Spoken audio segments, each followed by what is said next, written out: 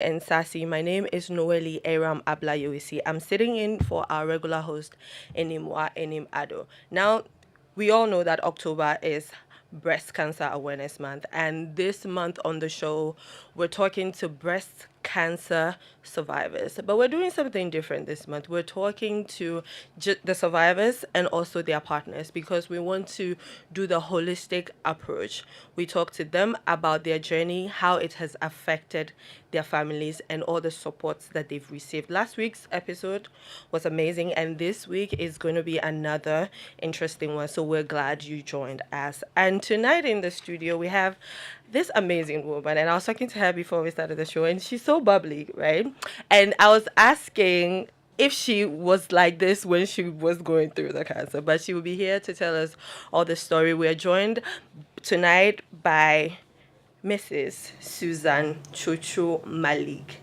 And she's not just a breast, I don't even say a survivor. I think we need to call them like warriors, like she's the breast cancer warrior, and she's the founder of Mod Local Breast Cancer Foundation.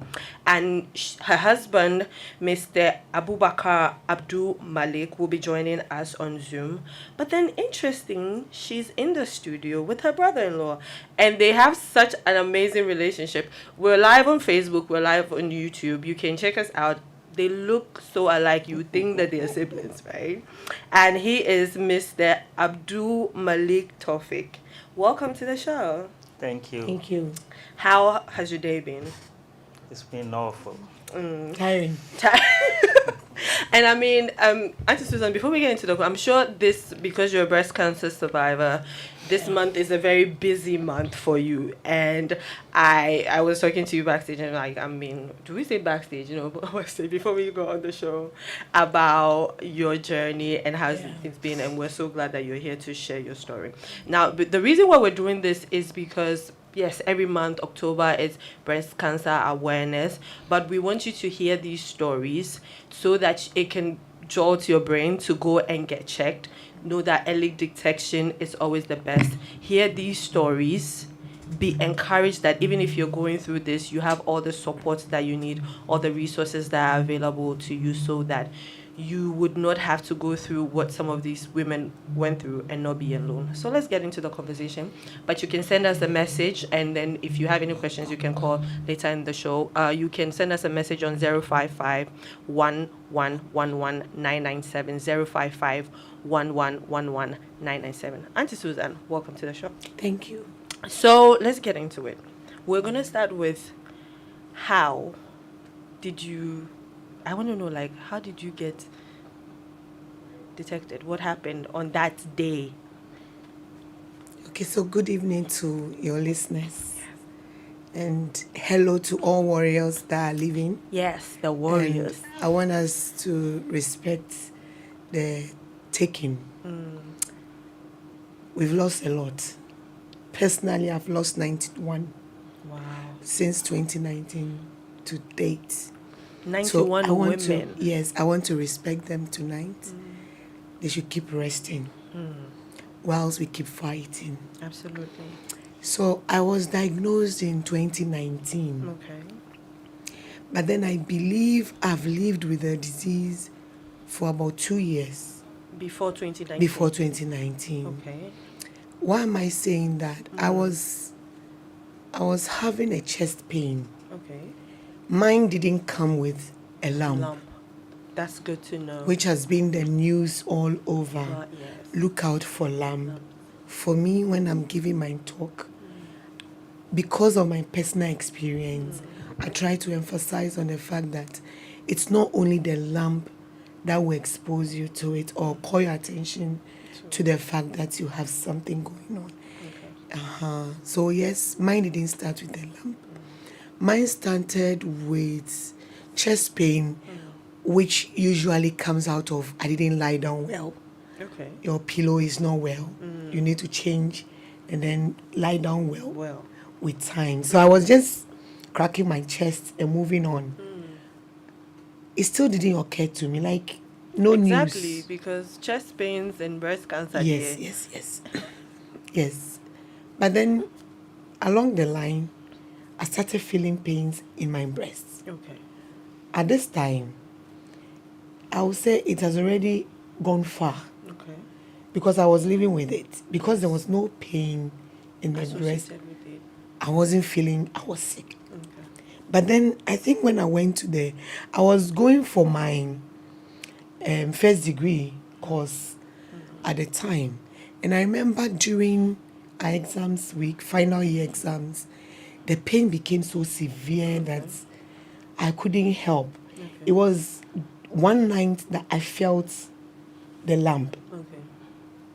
So it means I've been living with it. I didn't even know. Absolutely. So I get how you said you feel you've been living with it for 2 Yes, yes. So I decided to finish the course. Then I can pursue treatment, which I did. Okay. So we ended the exams on a Sunday. Monday, I was in the hospital. Okay. Checked, I was given some medications. I exhausted all, but no change. The pain was rather increasing. Wow. So I went back to still, in fact, at this point, I was still not thinking of breast cancer. Okay. And because the basic thing when you ask Google to tell you is it's painless. And I am experiencing pain. So I couldn't relate. never check Google for diagnosis. They just make things worse. Yes. So I was giving myself that kind of hope that that's not it. Okay. Okay, so I went back. Unfortunately, the first time, the doctor didn't ask for any kind of labs or scans to tell. She was like, "Oh, this pain, this medication will subdue it. The lump will disappear." Wow. So that alone gives Google the plus that it has given me the right information I want. Oh my God. So the second visit, then I noticed, no, you can't give me the same medication. At least I'm sure the first one I took didn't work. Yeah. So I was expecting different thing. Yeah. So it was that moment I felt that godly thing that a voice spoke to me to check for another thing. Yeah. So I was right in the facility and I called a doctor friend of my husband. Yeah. So when I called, he said, unfortunately, she was at the facility, That same facility. that same facility. But then she used to be in Kolebu. Okay. So quickly I went to see her. And she didn't check me. She gave me to another specialist. Okay. So in touching my armpit, before coming to my breast, all he said was, it was a man, a young man. He's like, oh, I suspect breast cancer. And that's okay. You took it well because you just said okay. That's all I could say. Was it from shock? I really don't know. That moment, I don't know. But when I said okay, then he asked me, Mrs. Malik, did you hear what I said? Exactly. And I said, yes. You say I have cancer. And I will manage it. Wow. And I left. But when I sincerely, when I was leaving the hospital, I had two people on my mind that I don't know how to present the case to. And that's my husband and my very elder sister. Wow. Because she is not here, my husband is here. But I didn't know how. You're going to. I mean, how do you tell? And then we'll speak to your husband when we get him. How do you tell? Okay, so we know that we have your husband on the show. Hello, good evening, Mr. Abubakar Abdul Malik. Hello. Hello, a very good evening to you and your listeners. Thank you so much for joining us on the show. And A as you can see us, and as you were listening, we're talking to your wife, and we just got to the point where, after going to a doctor twice, and then another doctor says, you have breast cancer, and then she says, okay. And then, like she said, she was thinking about how she was going to present the news to you. When she eventually did, I'll ask her how she did, but when she eventually did, how did you take it? I wish I could recall the event that day. But I know it didn't go well, you know. You shouldn't expect to take such a news well. Yeah. But point is I was not the direct patient or victim at the point. Yeah. So the first thing that came to mind is welfare. Okay. I needed them to also take it lightly so that we look at the best way to deal with the issue. So what I went through that day, I think I didn't let her see. I took it also as if it was normal, I that know. she should just, then we see how to deal with the situation. Right. Well, we have your Yeah. brother in the studio, and then he eventually found out. How did you find out? And how did you take it? Good evening to your listeners. Okay, I think I was told by my brother Okay. that this is what the wife has told him, and she needs our support. So I was like, oh, that's fine. We are here together, and we'll go through it We'll with go her. through this together. Yeah. And so that was how the journey began. So let me come back to you, Auntie Susan. So all the three people, minus your sister who we couldn't get on. So you told your husband. He said okay, just like the way you said okay. Then he told him and he said okay. Then how did the treatment begin? Okay, so when I was told the news, then he added that to be very sure I have the disease, he would like to give some scans and the necessary things to determine by pure medicine that I have the disease. Yes. So at this point, it means we were all speculating. So I went there, and that was at the time we were planning. My husband, their last brother, they are 4 men. Wow. So I'm their sister, Their the only sister.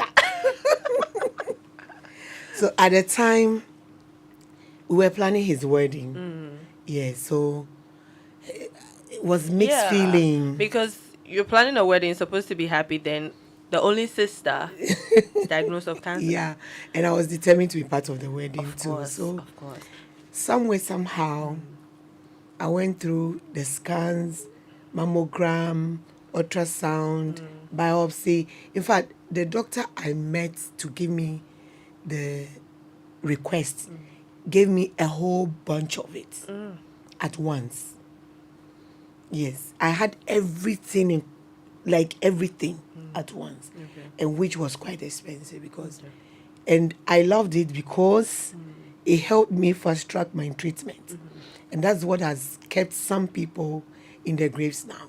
Because you come and get ultrasound, you go back, you go and get X-ray, you go back. The time you go back again, the disease is still spreading. Spreading. Yeah. Okay. I want to ask your husband a question about when she eventually told you about the news, she's done all the tests, it's confirmed. What was your biggest fear? Of course, I think with cancer, the biggest fear ultimately was death, fear of death, of losing a loved one, Yeah. losing She said, someone who support. "Sa." Yeah, that's the greatest fear, because there's no bigger fear than losing a loved one. However, there were other fears too, knowing that this is going to be a long journey.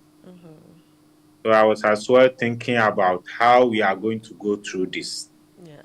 because I knew that obviously it's going to be Expensive. the very expensive and also time and resource consuming. Yes. But all in all, I still knew that there's nothing new under the planet. We'll still go through it one way or the other. So in actual fact, that was the greatest fear anyway. Anyway, Tofik, was that your fear as well, losing your only sister? Exactly. It was my fear. But I knew people has gone through it, and they were like, they didn't die. Okay. So with the support we give her, I know through the support she will make it. So that's why we're supposed to be there for her. For her. Yeah. before we end the show, I'll ask how important their support was for you to get through this process. So you did all the scans, and what I know Yeah, cancer I comes in was- stages. yeah. So what stage? Stage 3 at the time. Wow. Is that far advanced in the categories? Well, I would say mine was even a localized, but I had an aggressive cancer at the Okay. time. Yes. So Can you explain what you mean by localized, and when we say so localized mean is not gone into other parts? organs Okay. yet. Yes. So now it's all around The breast. my chest and my Breast, breast as well. okay. Yeah. So quickly I was referred to Kolebu, and then the treatment started. What was your treatment plan like? Mastectomy, What is that? chemotherapy, and then radiotherapy. So Please break mastectomy it. is taking off the breasts, Mm-hmm. yeah, and then chemotherapy is a form of medication to stop the spread of cancer, or limit it, and then radiotherapy is just to eradicate the excess after chemo. Chemo.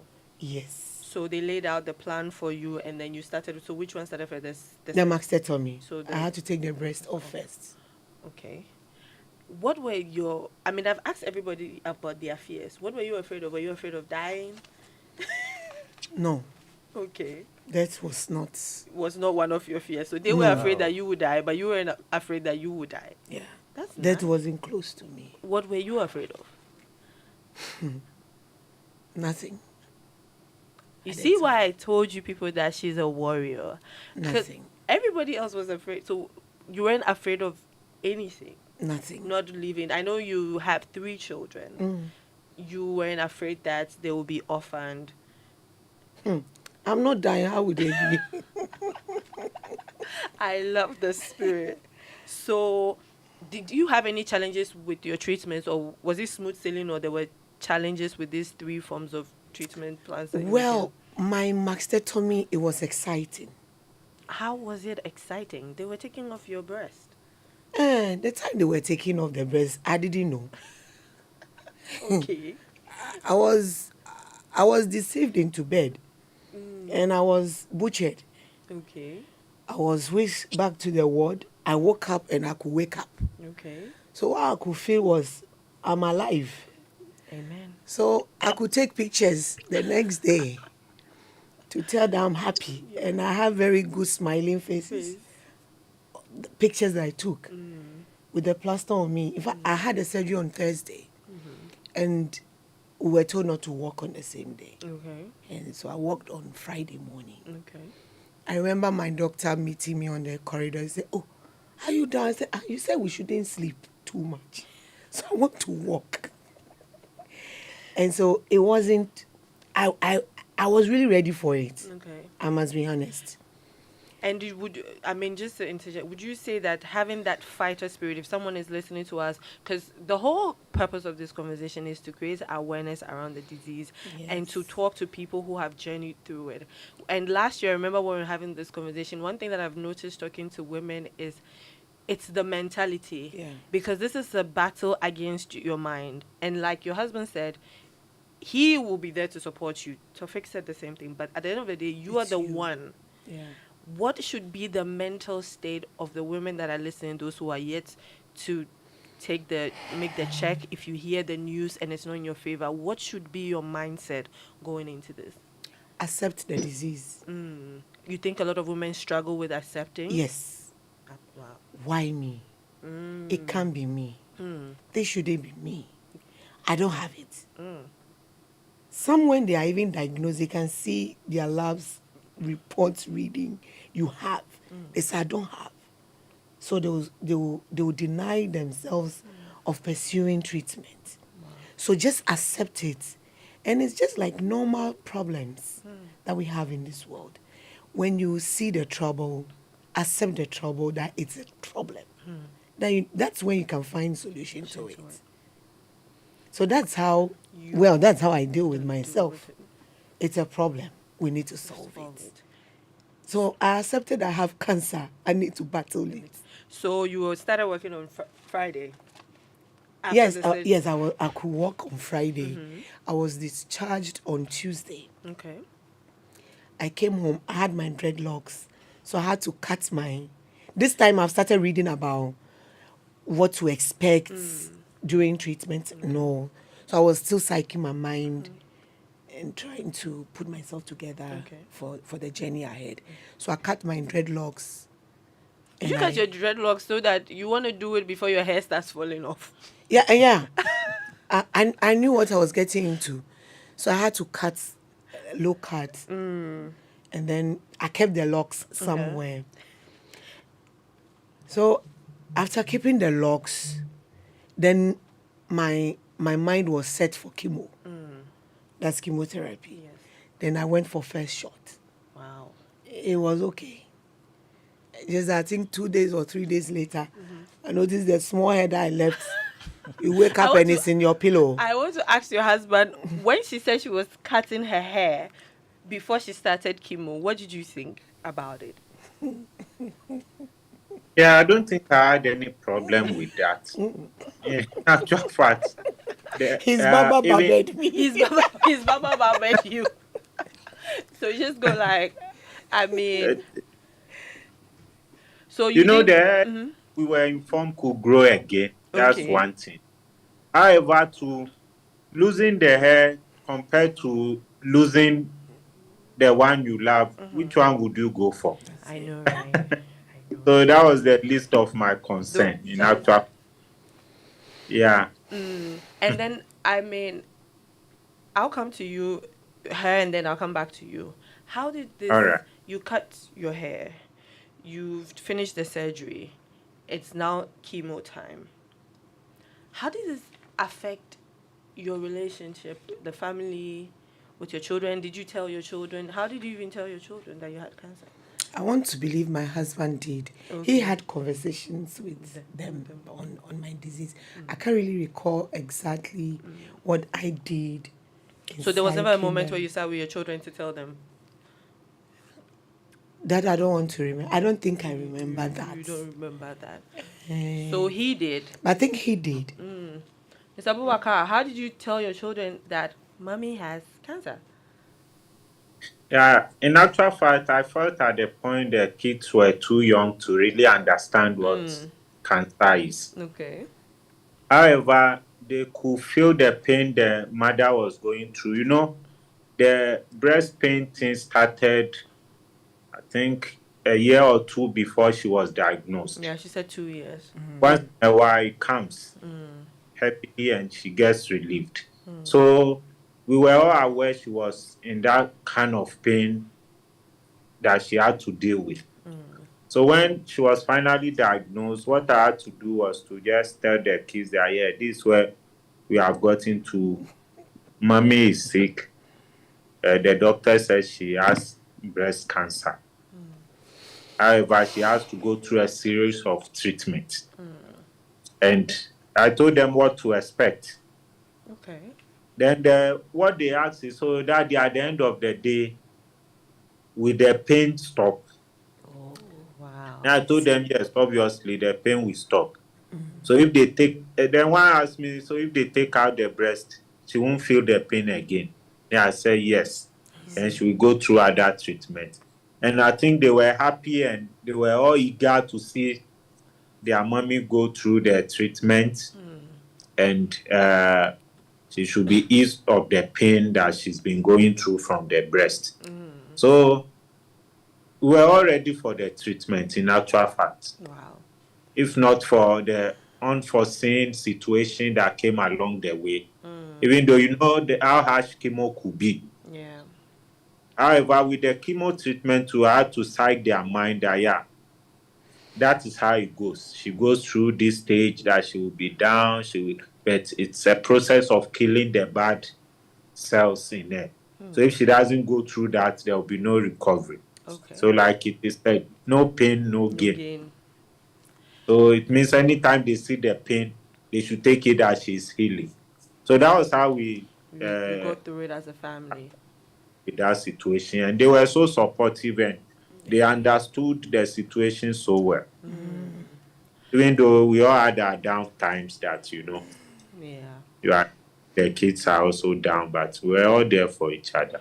And would you say that taking care of the kids became your primary focus alongside her? Because maybe, I don't know how the family dynamics were, but maybe in the past you helped take them to school or something, but then now that she was down, you're the one taking them to school, making sure they were doing most of the things that she used to do as the mom of the house. I don't know. Maybe she will be best to answer that question Were you able to do everything you were doing as a because mom whilst you were going through chemo? you know, with me when she was going through chemo, there we didn't have. I didn't create any gap anyway. To the Okay. best of knowledge, I did what I know how to do best. That's to take care of their own. She's here, we can Which, just ask her. of course, I was doing that when she was even well. So, I mean, you're. So things at home beside that, we really didn't have like this the mommy's work, this daddy's work. Okay. That's how we live. We all do what we have to do when we are available. Okay. Yeah, so the kids, I don't think they miss that much when it gets to. And fortunately for us, they were not that young Okay. when, or yeah. So the elder one could take care of the rest. So we're all there for each other. So we didn't feel that effect so much. Okay. Uncle Tofik, Yeah. Yes. how were you helping Auntie Susan during this entire process? Were you taking her to the hospital, being there for all the treatments? I want you to say what you did. What was your role? Okay. During the process, um, I would say I was I was a cook, if I could put it that way. Yeah, because Yeah. I need to cook for her. With I do the cooking with my wife actually. Okay. Yeah, she was the one who went to Small meet. Mrs. Malik. She Junior met Mrs. Malik. the dietitian. She was given the chart, so we followed the chart to do a cooking. We cook for the kids as well in the house. Wow. Yeah. So So you were in charge of the meals. exactly, if we will put it that way. Yes. Yeah. I love that. Because he's a chef. Oh, maybe we'll have to arrange something for us on the show, but later after the conversation. So let's get back to, so we were at the surgery was done, we're at chemo, right? But I want to just touch on, they cut your breast. Yes, I did. Is it back? The magic whisk is not here, so it's not been charmed back. It's not being jumped back. I just had to ask. But so chemo, how bad was it? Expected side effects. Like, Losing my hair. What I didn't expect was to have a mouth sore to the extent I can't drink anything, couldn't Wow. eat. And I also didn't expect pain. There was some this severe pain and numbness in my legs. In fact, I really don't know, but my first shot, I had so much rashes. And as for the dark skin and all those things, we were expecting them. But I had rashes all over. wow. Yeah, rashes all over me. And then I think my third cycle, that was when the issue started. Yeah, What happened? There was a misprescription which ignited my sugars. Wait, with everything you were going through, somebody misprescribed something else? Yes, and the interesting part of the whole thing is the first mistake was done by the doctor. Some dosage was increased, Okay. and a pharmacy addressed it and corrected it. Now, the next thing was the doctor gave the right prescription and the pharmacy gave the wrong medication. Ah. Why? So the pharmacy saved you. Now she's causing or he's causing something. So it was something how else. did you even find that out? Because so this problem resulted in something else. Yeah, with- we didn't know it was from the dosage. We didn't know. How did you find out? According to my husband, he said he was with me and as if I was melting.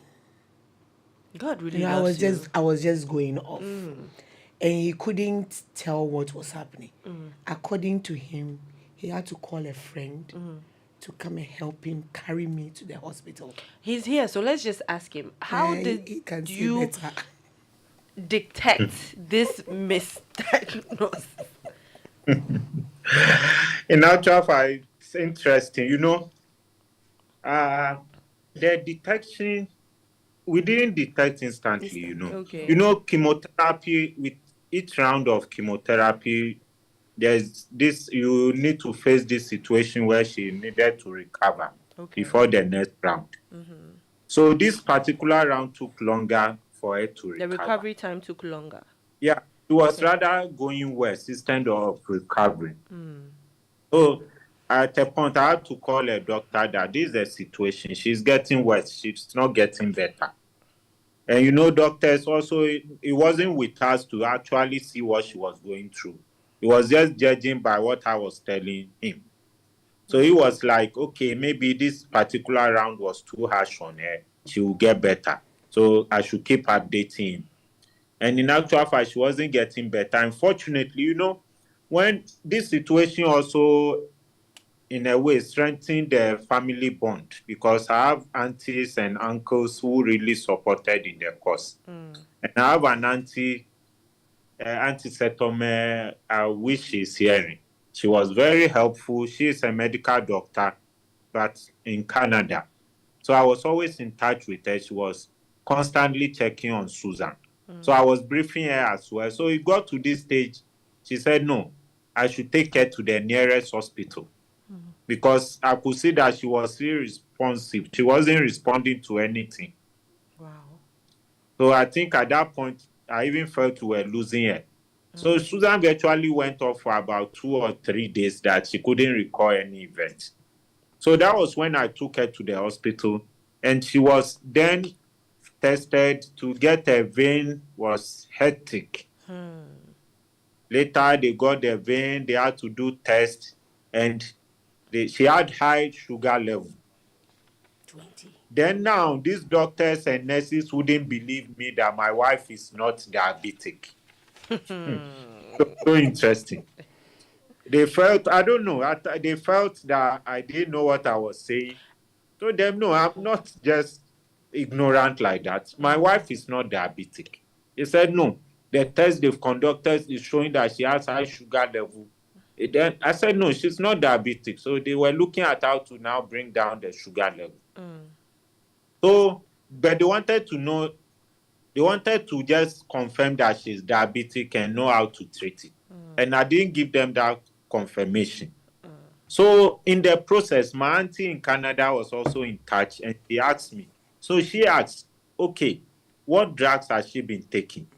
So she asked me how to go for all the drugs. Then there's this steroid in it. I've forgotten the name. It's a steroid. So when I mentioned the name, she said, pause there. This steroid, give me, what dosage is she taking? Then I gave her the dosage. Wow. Then she said, no, you are not to take this steroid for this long. The dosage she's supposed to take for 2 days. Unfortunately, the pharmacist interpreted the 2 days for 2 weeks. What? Yes. I So mean, she took, just pause. This means that if you were not this watchful and careful and had call other people to find out what Yeah. was going on, your wife would have just died. Yes. exactly, she would have. Because She would after have. taking her to the hospital and explaining it to these people, you still had to get a doctor to ask you to see what medications she was taking, check the doses. That's how far you had to go. Yeah. Exactly. So that was how she told me, no, I should go back to the doctor treating her and tell them that this is the situation. She's taking overdose of these steroids. Wow. So I did that before they now understood what I had been saying for hours. You know, I tried to convince them for so many hours my wife is not diabetic. So before they now understood that it was the steroids that, and the Ignited side my effects were sugars. massive. Yeah. I will So we let had her. to deal with all that. I will let her tell me what the side effects were. So, Yeah. what did So this high sugar, wrong dose situation? What did it cause? Apart from the fact that you couldn't remember 3 days of what was happening to If you. no more. Because even after the 3 days, they claim I've stayed in a hospital, which I was transferred to another place. I believe that was the ward. I could still not recall. People come after to say, we came to the I said, which hospital? So I want to believe it didn't go for just 3 days. That aside, the side effects were just too many at the same time. At that point, I could feel some kind of fear, That's when you're fierce. but not fear of death. For that one, no. Okay. But I didn't know what was wrong with me anymore. Yes, because when I came back to myself, I remember they were looking for my vein to put something, I don't know what it was. They couldn't get. It was a whole lot of drama within a short time.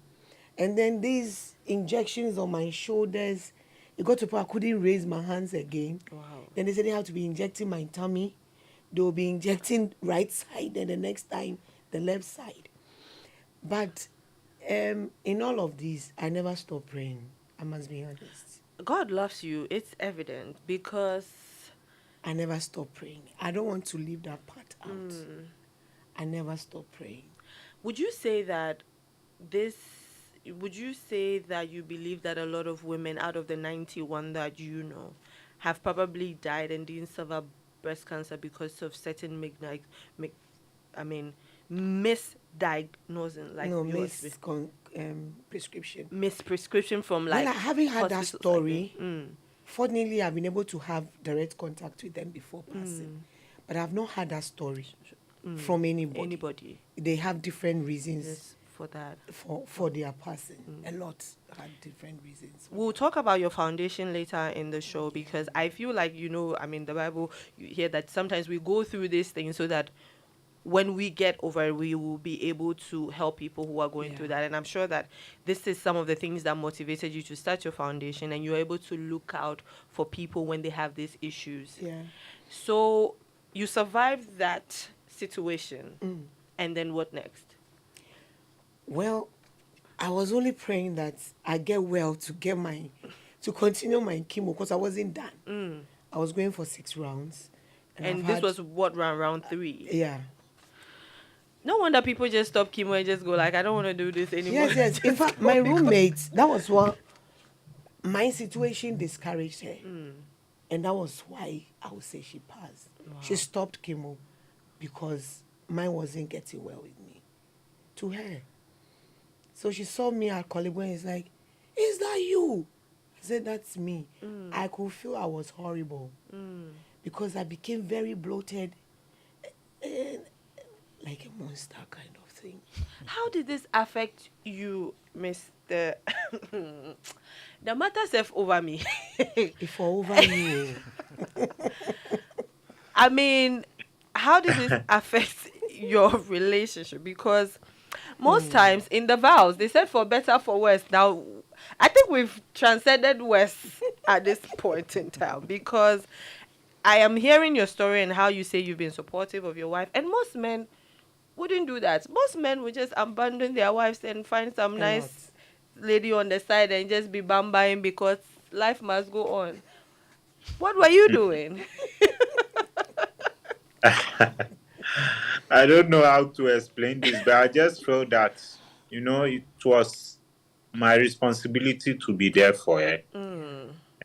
I had no other thing in mind at the time, but to do the best I could do to help keep her. Because when she's there for me and the family. Absolutely. So nothing else mattered at the time. In actual fact, nothing else. And yeah, even though the physical appearance was not bad, was not too good at the time, but You never mentioned. what is there to She said that you worry never about. mentioned that she looked. She said she feel, and you I know, could say I was horrible, but you never told me. I didn't see that part. In actual fact, how will I see? Because when I know what we were battling with, yeah. I was trying out for improvement. You get me? So yeah, maybe looking back at pictures, you could see the difference. But I was more concentrated on the recovery stage. You got to stage 3 chemo. Yeah, you got to stage 3 cancer. You started chemo, got to the third round. We had this Radiations. crisis. You could not look worse than you were looking during that crisis period. That's when we had after the third round of chemo. So there's no way you could have looked worse than that, because at that point he was almost gone, you know, and one cannot look sicker than that. So that was the peak. So anything that happened after then was seen as a recovery. So all the other stages that came after that, we saw those as recovery stage. We were seeing improvement. Even if she had swollen legs, swollen arms, they were improvement over when we were almost losing her. So, in actual fact, I didn't see that. Even I think I was just there I was just more concentrated on seeing her healthy. Okay. I'm That is not the type that give premium to so much to physical appearance anyway. I don't know if she agrees to you with that, but yeah. Now Yeah. you said you felt like a monster. You've cut your hair. You have one breast. You were swollen everywhere. Did this affect your sex life? The people want to know. Yes. It's something that this year's advocacy we try to talk about. I try to talk about because a lot of survivors are not able to talk about it Yes. because they feel it's just them. But I know it cuts across all of us. Okay. That libido, they call it, it declines Yes. drastically. Is it because of the treatment? Yes. Okay.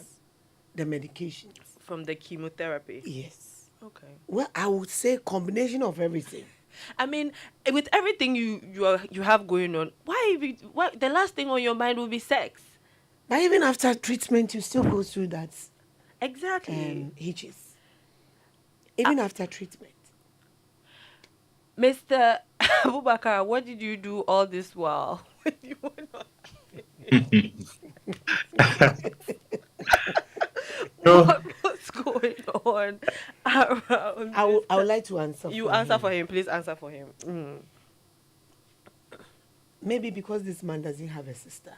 Okay. He's seen me like, and they lost their mom, who was my in-law. Okay. She was my elder sister. Okay. So you were there all in all. Yeah. I know he didn't misbehave. I know he stayed. Because whatever time he stays out of work, we know the time he will get to the house. Okay. And when he leaves the house, we know the time he gets home to the office. And if you want to track him, you will track him and you end up in a conference. That's the truth and the reality. He tried to cope. From the beginning, he couldn't understand what was happening. And I was not understanding either. But I had to read about it, and I realized it's due to the medication. Okay. So we just have to now understand Did you have a and come to conversation? Okay. come to a level ground to see how, of course we are matured people, how best we can manage it so it doesn't affect him and it doesn't affect me emotionally. So that's how we've handled it till now. Yeah. Well, we're going to continue the conversation, but this month we're partnering with Sonotech Medical and Diagnostic Center for this year's Pink October. And we're going to give out a free breast ultrasound voucher to one lucky listener. If you're interested, just send us a message with your name and your phone number. The first message we get with these details gets the voucher. Fastest thing is 055 Is there a point where things started turning around? Yeah. When? Um, Round 4, round 5, round 6? you see the picture you're seeing behind me? It was a crucial moment picture. What was happening in this picture? It was a wedding day of The last one. the third one. Okay. I think they had the wedding the same year. Yeah. Yes, they both married in the same year. No, all three of them. Three, yeah. Got married in the same Yes, year. Taufik got married. The last one got married, and then the third one was the last to marry. He married around December or so. November. I wasn't done with my chemo and my treatment. Wow. And they were all going to say, me too, I'll go some. This point, I couldn't eat anything. I couldn't walk well. Couldn't sit for too long. I can't be at a place where the temperature is below 16. So they have to package me to the venue. So this picture you see, I was seriously battling with my chemotherapy. And you look good. You don't look like you had cancer. So my hair gele na sakura. Hi. And I remember very well that Mr. Malik has chalked me so I don't fall. That's the picture you are seeing there. So it's a very memorable picture for me. Yeah. This picture is very memorable. How important was your faith for you? How did it get you through this? Because this is one of those but God situations. Oh, yes. My faith, they know. It doesn't shift.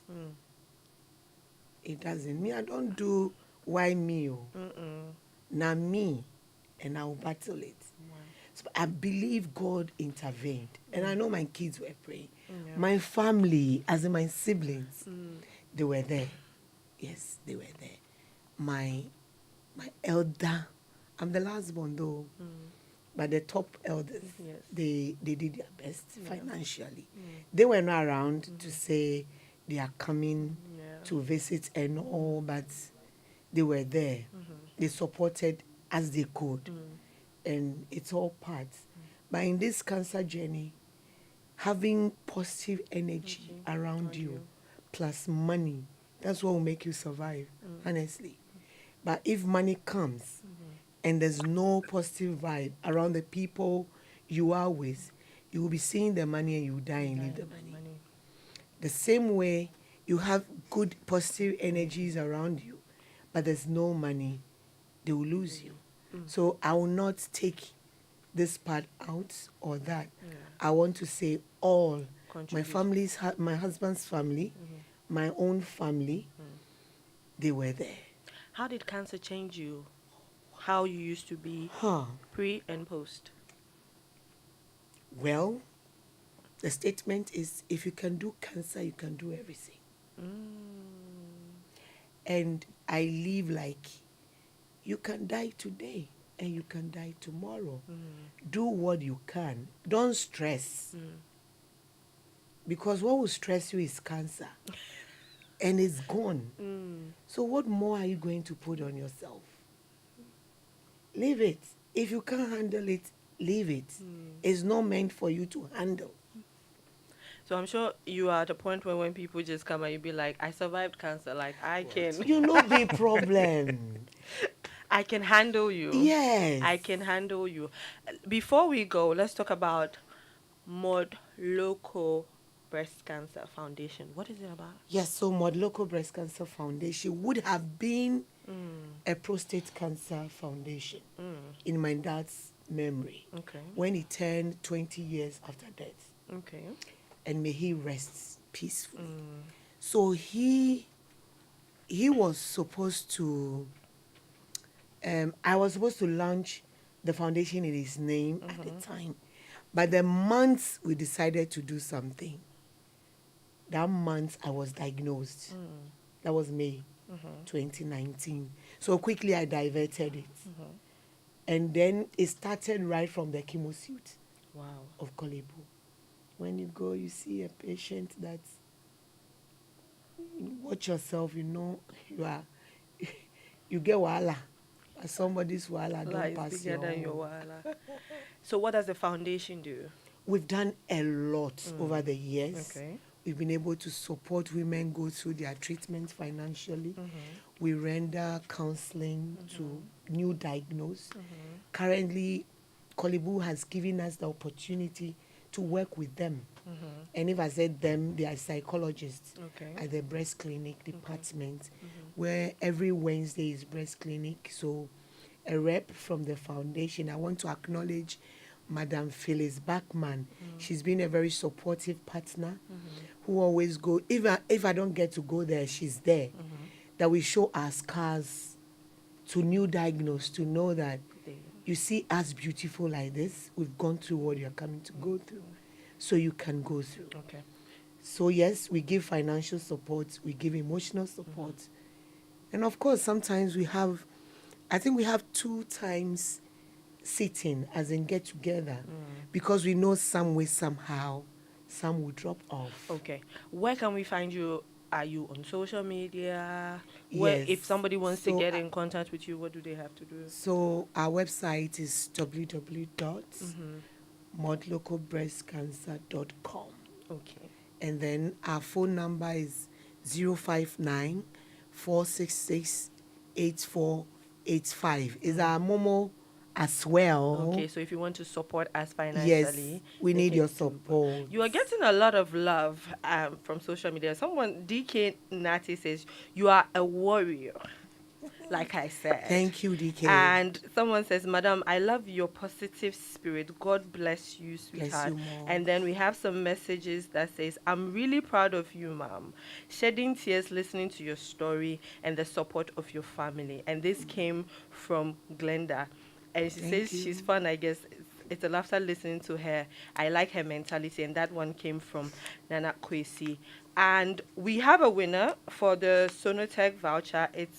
The winner is Gardner Nenli, and so we have your number, and we would reach out to you. I want to say a big thank you to you, Auntie Susan. I want to say a big thank you to your husband who joined us, and to Tofik, who is the chef of the family. Thank you for your support. Thank you all for listening. Thank you for sending your messages. Thank you to my producers. We'll be back same time next week. This has been Strong and Sassy, and my name is Noelle Eyram.